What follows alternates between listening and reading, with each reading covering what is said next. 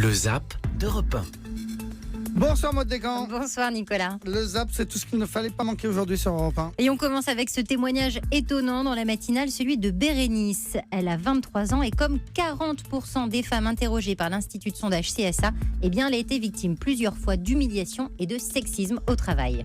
Des professeurs d'université qui vont faire des propositions, demander qu'on se voit en dehors.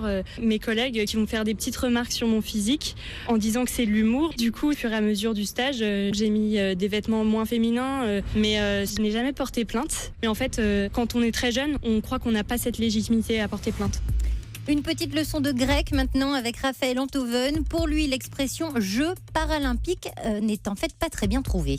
Para-olympique a donné paralympique. Or, en grec, le préfixe para désigne le plus souvent ce qui est à côté d'eux. Le résultat, c'est que le premier effet du mot paralympique, c'est le sentiment d'avoir affaire à un ersatz d'olympisme, un à côté de l'exploit. Pour avoir voulu rassembler dans un mot valise l'olympisme et le handicap, on a handicapé l'olympisme lui-même. Plutôt que de parler de jeux paralympiques, je propose qu'on parle de jeux surhumains. Voilà, les jeux surhumains, c'est une belle idée.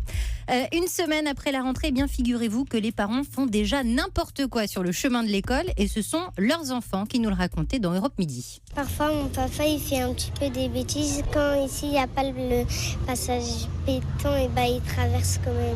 C'est dangereux. Ça arrive souvent que mes parents ont un téléphone à la main, qu'ils envoient des messages, qu'ils regardent des trucs sur Internet pendant le chemin d'école.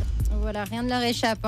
Et on termine avec Anne Roumanoff qui a tenté ce midi de résumer les affaires médiatico-politico-judiciaires de la semaine. Et c'est pas facile. En ce moment, mais il y a des affaires tous les jours, mais j'arrive plus à suivre. Tellement d'affaires, j'ai cru que c'était les soldes. Nicolas Sarkozy, qui est renvoyé en correctionnel, aurait demandé à Patrick de Carolis de virer Ruquier et Patrick Sébastien s'il voulait rester président de France Télévisions.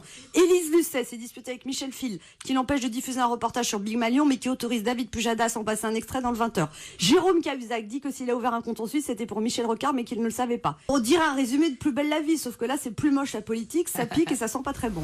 Voilà, et l'émission Ça pique mais c'est bon, c'est tous les jours à midi sur Europe 1.